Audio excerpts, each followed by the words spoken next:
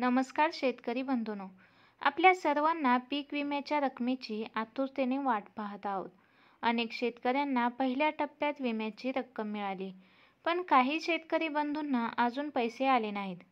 काळजी करू नका. आता दुसऱ्या टप्प्यात ही रक्कम तुमच्या खात्यात जमा होणार आहे. चला तर या व्हिडिओत पूर्ण माहिती घेऊया. पीक विमा योजना म्हणजे काय? पीक विमा योजना ही सरकारची एक महत्त्वाची योजना आहे, ज्यामध्ये नैसर्गिक आपत्ती, अतिवृष्टी, दुष्काळ, गारपीट, कीड रोग अशा कारणांमुळे पीक नुकसान झाल्यास शेतकऱ्यांना आर्थिक मदत दिली जाते. ही मदत थेट शेतकऱ्यांच्या बँक खात्यात जमा केली जाते. दरवर्षी विमा हप्ता भरणाऱ्या पात्र शेतकऱ्यांना हा लाभ मिळतो. पहिल्या टप्प्यात काय झाले? यंदा पीक विम्याच्या रकमेचा पहिला टप्पा काही दिवसांपूर्वी सरकारने जाहीर केला. यात बऱ्याच शेतकऱ्यांच्या खात्यात थेट पैसे जमा झाले, पण तांत्रिक कारणे, बँक खात्यांची अपूर्ण माहिती, आधार सीडिंग प्रॉब्लेम, KYC न केलेली असणे अशा कारणांमुळे काही शेतकऱ्यांना पहिल्या टप्प्यात पैसे मिळाले नाहीत. दुसऱ्या टप्प्याची घोषणा. सरकारने आता स्पष्ट केले आहे की ज्या शेतकऱ्यांना पहिल्या टप्प्यात विम्याची रक्कम मिळाली नाही, त्यांना दुसऱ्या टप्प्यात पैसे दिले जाणार आहेत. दुसऱ्या टप्प्याचे काम सुरू असून बँका आणि विमा कंपन्यांमार्फत माहिती पडताळणी केली जात आहे.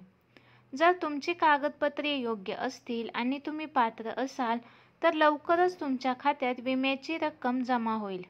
विशेष म्हणजे दुसऱ्या टप्प्यातील पैसे पहिल्या टप्प्यानंतर थोड्याच दिवसात जमा होणार आहेत.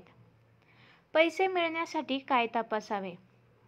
शेतकरी बंधूंनो, दुसऱ्या टप्प्यात नाव यावं यासाठी तुम्ही काही गोष्टी नक्की तपासा. बँक खाता आधारशी लिंक आहे का? नसेल तर ताबडतोब लिंक करून घ्या. KYC पूर्ण केली आहे का? PM किसान पोर्टलवर जाऊन ते तुम्ही तपासू शकता.